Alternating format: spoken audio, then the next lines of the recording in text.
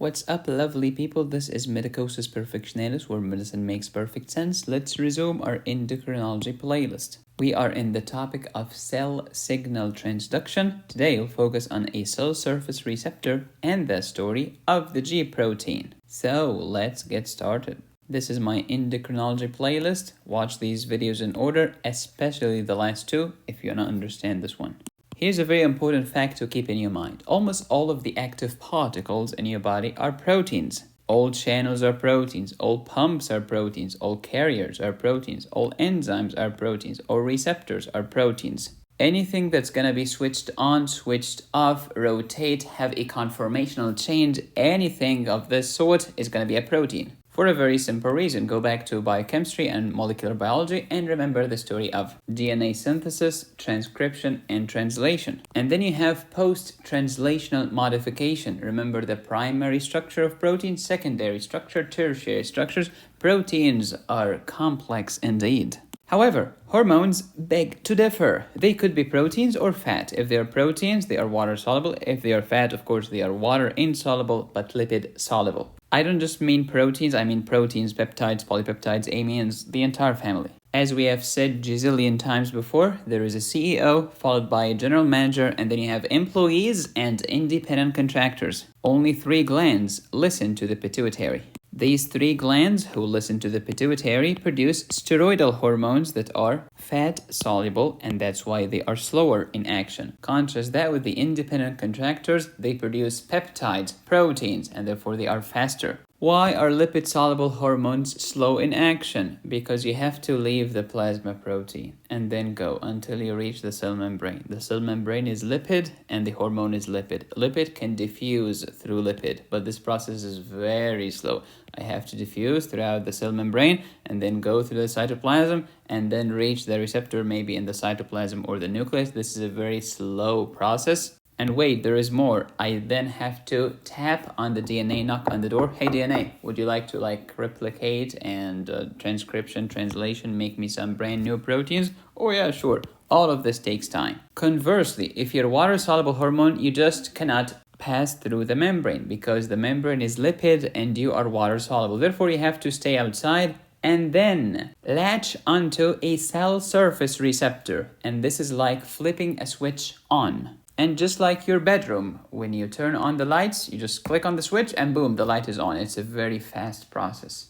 If the hormone is lipid soluble, we put the receptor inside because you can diffuse through the membrane. But if the hormone is water soluble, we have to put the receptor outside, a cell surface receptor, because the hormone cannot enter through the lipid bilayer membrane. These receptors, especially those coupled to a G protein, are integral proteins because they take the whole thickness of the membrane. If you wanna remember the difference between integral proteins and peripheral proteins, go back to my physiology playlist and check the video titled The Functions of Protein in the Cell Membrane. The distinction between lipid-soluble hormones and water-soluble hormones was discussed before. Just remember, today's topic is the G protein. We're talking about water-soluble because the receptor has to be on the outside. Who's gonna link the receptor on the outside with the enzyme on the inside? That's the purpose of the G protein. What are these water-soluble hormones? They are many, including the pituitary hormones, pancreatic hormones, parathyroid hormones, and your catecholamines, which include epinephrine, norepinephrine, and dopamine.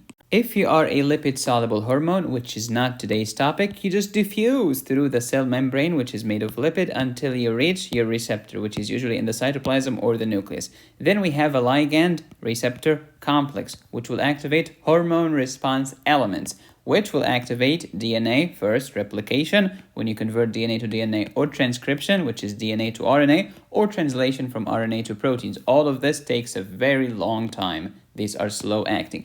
Examples of these fat-soluble hormones, you have all of the steroidal hormones. These include the hormones secreted by your adrenal cortex, zona glomerulosa, zona fasciculata, zona reticularis, and then add the testicles, testosterone, ovaries, estrogens, and progesterone. Moreover, there are the thyroid hormones T3 and T4, as well as vitamin D. All of these are lipid-soluble. That's not today's topic. Today's topic is the water-soluble hormones. Can you diffuse through the membrane that's made of lipid? Nope, I cannot. So therefore you have to put the receptor on the outside. Alright, the receptor is on the outside. The enzyme, the actual action, is on the inside. Who is the middleman that's going to connect the receptor on the outside with the enzyme on the inside? This is the story of the GProtein. It's the middleman. Why do you call it GProtein? Why not F, as in F-me? Because this is the guanine nucleotide binding proteins. It can bind to GTP or GDP. That's why we call it the G protein. So here is your lovely water-soluble hormone. It's going to act on a cell surface receptor. Of course, all receptors are proteins. When this happens, you got the ligand receptor complex, which is active. This will activate the G protein. The G protein will then activate the enzymes, known as second messenger systems. Who's the first messenger? The water-soluble hormone. Who's the second messenger? You have many choices. That's the action.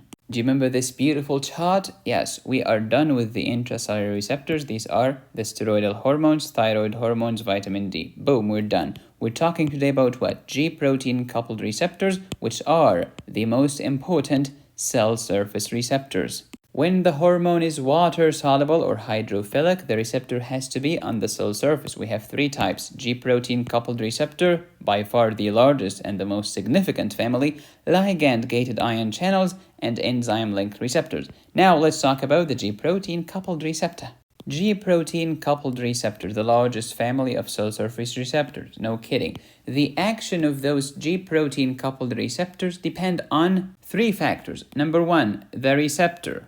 Number two, the G-protein itself. Number three, the effector molecules, the second messenger systems, the actual freaking action. Tell me about this ligand. Oh, right, this ligand is a hydrophilic hormone, something that's water-soluble. Thank you. Can you give me an example of these water-soluble molecules? Sure. It could be catecholamine, such as epinephrine, norepinephrine, dopamine. Say thank you to your adrenal medulla. Could be acetylcholine. Oh yeah, you see? Sympathetic and parasympathetic. Awesome. Glucagon, to raise your blood sugar. Serotonin, to make your brain happy. Secretin, a hormone that secretes. And pituitary hormones such as TSH, ACTH, FSH, and LH. TSH is stimulating the thyroid gland, ACTH is stimulating the adrenal cortex, FSH and LH are stimulating the gonads. Thyroid gland, adrenal cortex, gonads, these are the three employees, the three glands that obey the pituitary. But hey, medicosis, haven't you said that the three glands that obey the pituitary secrete lipid-soluble hormones? That's true. The glands themselves secrete lipid-soluble hormones, but these glands get stimulated by pituitary hormones that are water-soluble. Big difference. So TSH, ACTH, FSH, and LH are water-soluble. However, thyroid hormone T3 and T4, cortisol, aldosterone, testosterone, estrogens, and progesterone, these are lipid-soluble. We're done with the ligand. Tell me about the receptor. This receptor has 7 transmembrane helices. You know a helix? Yeah. You have 7 of these, making the receptor a very complex 3-dimensional structure. But just let's keep it simple and we'll do 7 helices right there. Look at this. 1, 2, 3, 4, 5, 6, 7. Talk to me about the outer surface of or the outer region of the receptor. Well, the outer part is extracellular, no kidding, and it's the binding site of the ligand, which is a water-soluble molecule. Thank you. Tell me about the inner surface. The inner surface of the receptor is intracellular, of course, is the binding site of the G protein. Thank you. And after the G protein, what do we got here? The effector molecules, which are 3, GQ, GS, or GI. So we have 7 transmembrane helices and 3 intracellular effector molecules. They are intracellular, but they are still bound to the inner surface of the cell membrane. Okay, medicosis, now I know about the ligand, now I know about the receptor. Tell me about the G protein. Your wish is my command. The G protein, G for guanine nucleotide binding protein. What do you mean by guanine nucleotide? I mean either GTP or GDB. This G protein will bind GDB when the G protein is inactive. But when the G protein gets activated, it's gonna bind to the GTP because it has an extra phosphate group. How can the GDP become GTP? Just acquire a phosphate group. But how will the GTP become GDP? Destroy a phosphate group, break down a phosphate from it. How do I break it down? Hydrolysis. What's the name of the enzyme? GTPase, which broke down the GTP. When you convert GTP into GDP, this is converting the active G protein into an inactive G protein. And that's why GTPase terminates the activity of the G protein. Alright, let me tell you about this G protein. It has a trimeric protein structure. 3 subunits. Alpha subunit, which is the story, beta subunit, and gamma subunit. And the story of the G protein looks like this. The G protein was inactive, which means bound to GDP. Suddenly it decided to become active. How did it decide? Well, a water-soluble particle came and bound to the receptor. Now the G protein is active. When it's active, it's gonna ditch that GDP and it's gonna bind GTP. GTP will activate the alpha subunit. When the alpha subunit gets active, it will kick the beta and the gamma subunit away from it, and the alpha will remain alone in an active form. Who will end the alpha subunit's entire career? GTPase, because it breaks down the GTP into GDP. What's the function of the beta subunit? It just forms a complex with the gamma subunit. What's the function of the gamma subunit? It forms a complex with the beta subunit. The structure is anchored to the cell membrane via a lipid anchor, because the cell membrane is made of a lipid. Activation of the G protein. First, this water-soluble, hydrophilic, extracellular ligand is going to bind to the receptor. Thank you. The receptor will undergo a conformational change. Its three-dimensional structure is going to change in shape. This activated receptor is going to bind to the G protein, which is an intracellular structure. When G proteins becomes active, it's going to bind GTP instead of GDP. When you bind GTP when you are active, alpha subunit is going to kick the beta and gamma complex in the teeth. Get away from me. I am active. Eagles fly alone.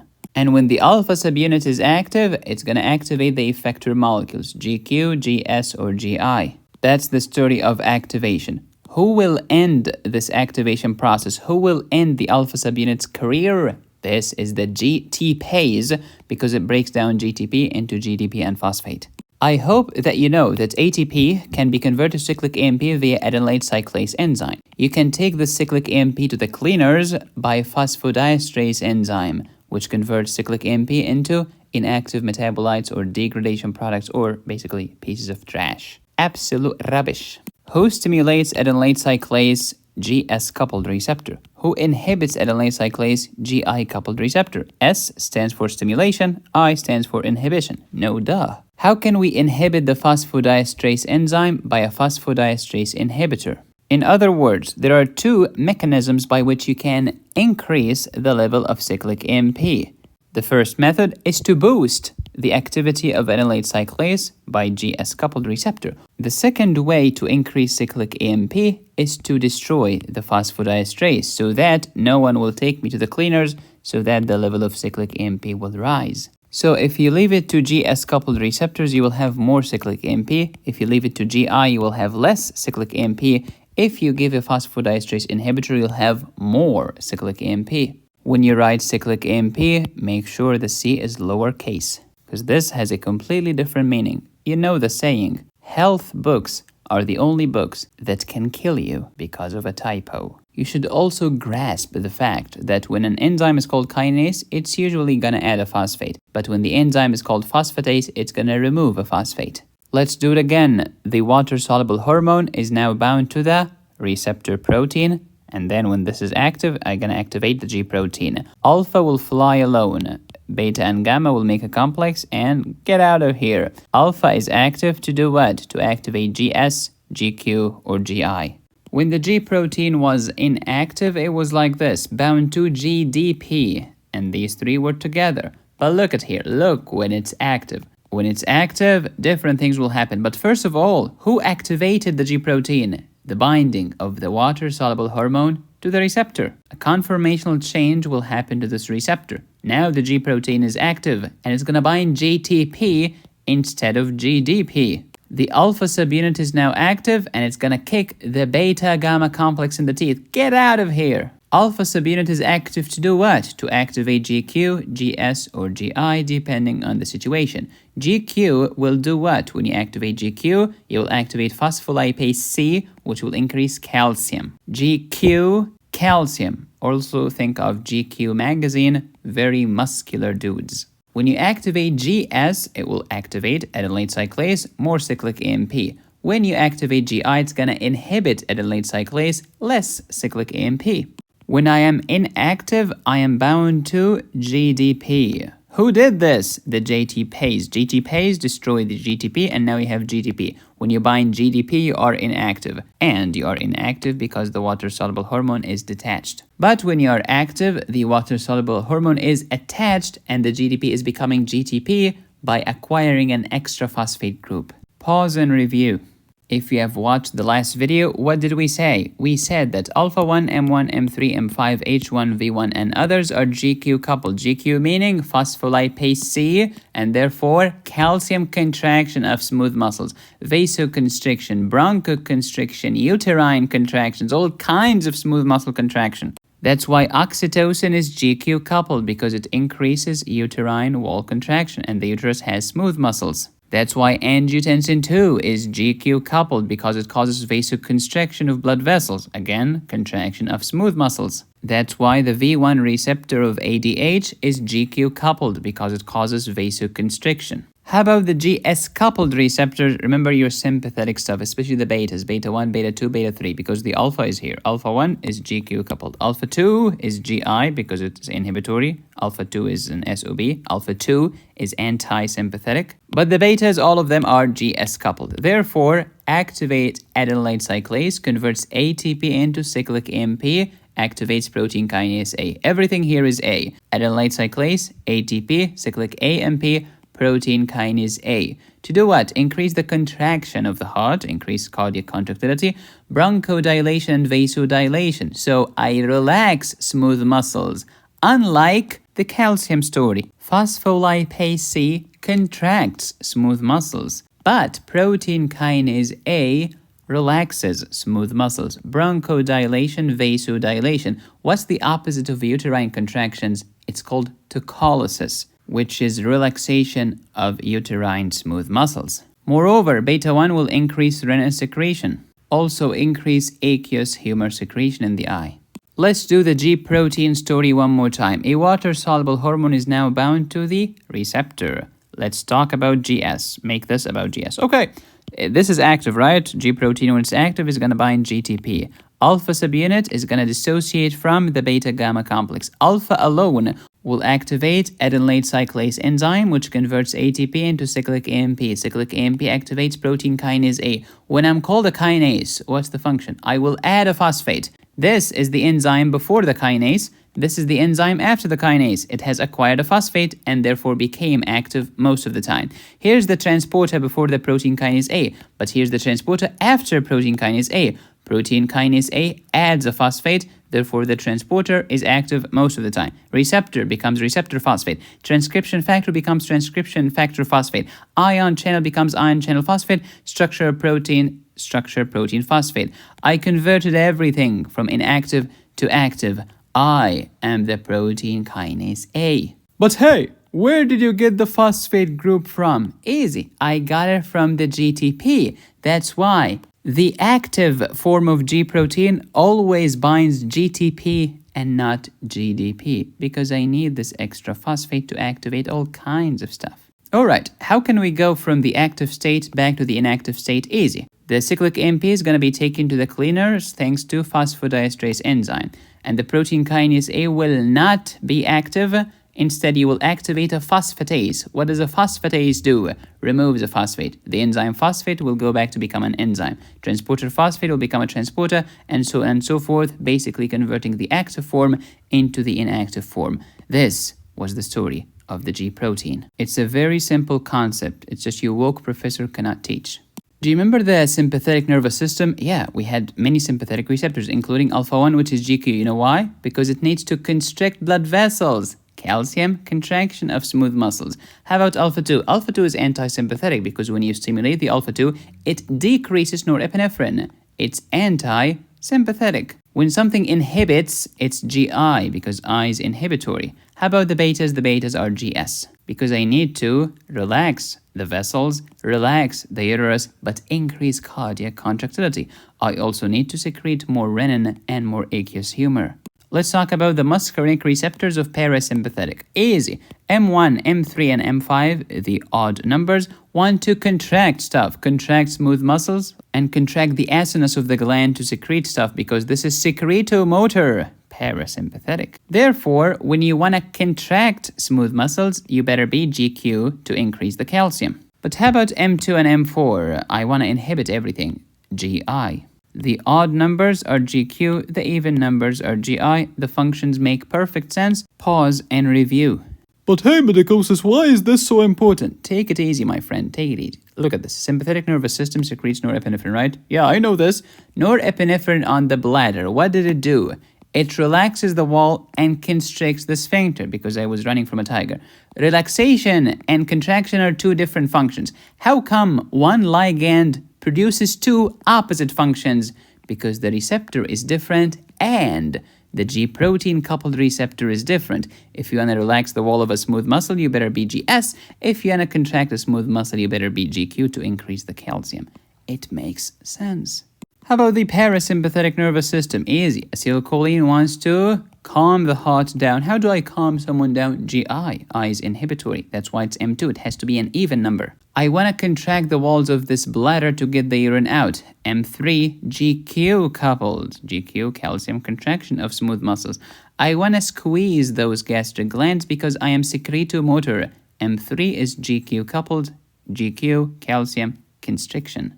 What does your posterior pituitary gland release? ADH and oxytocin. Who synthesized these two hormones? The posterior pituitary? Heck no, it was the hypothalamus. And we talked about why in previous videos in this endocrinology playlist. What's the only function of ADH? To maintain your blood pressure, to prevent your blood pressure from dropping.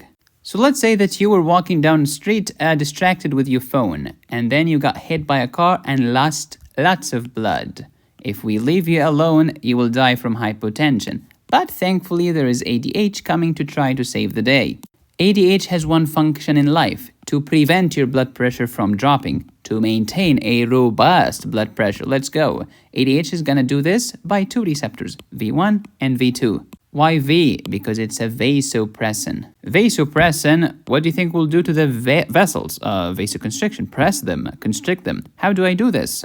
V1 receptor will do this for you. How about V2? V2 goes to the kidney and gets the water out, reabsorbs the water, so that the water goes back to the blood. When we increase the amount of volume in your blood, we'll increase the venous return and therefore increase the preload and increase the cardiac output and will increase the blood pressure, preventing hypotension. Now take a wild guess. If V1 wants to constrict vessels, does it need GQ, GS, or GI? Oh, that's easy, of course, GQ, because GQ, calcium, contraction of smooth muscles. How about dilating those beautiful collecting tubules and get the water out? Oh, dilation, relaxation of smooth muscles, cyclic AMP, therefore GS coupled. It's so easy. Tell me about dopamine. There is D1 receptor and D2. D1 activates the direct pathway.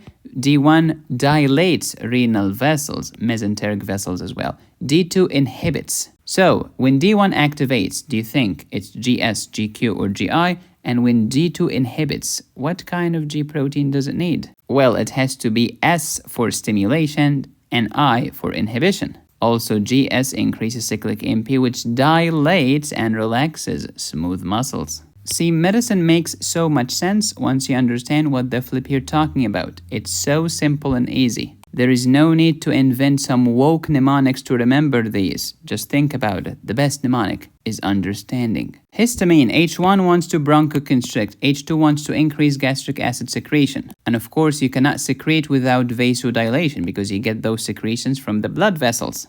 And therefore, H1 is GQ coupled, H2 is GS coupled. Duh! To be continued in the next video. Don't forget, I have a premium endocrine pharmacology course on my website, medicosisperfectionalis.com. My website also has a renal physiology course. We got all kinds of courses. And for a limited time, you can get a 40% discount towards anything on my website. Just use promo code KIDNEY at checkout. May your kidney always have a good threshold. Otherwise, you will use your glucose in the urine. Thank you for watching. Please subscribe, hit the bell, and click on the join button. You can support me here or here. Go to my website to download my courses. Be safe, stay happy, study hard. This is Medicosis Perfectionalis, where medicine makes perfect sense.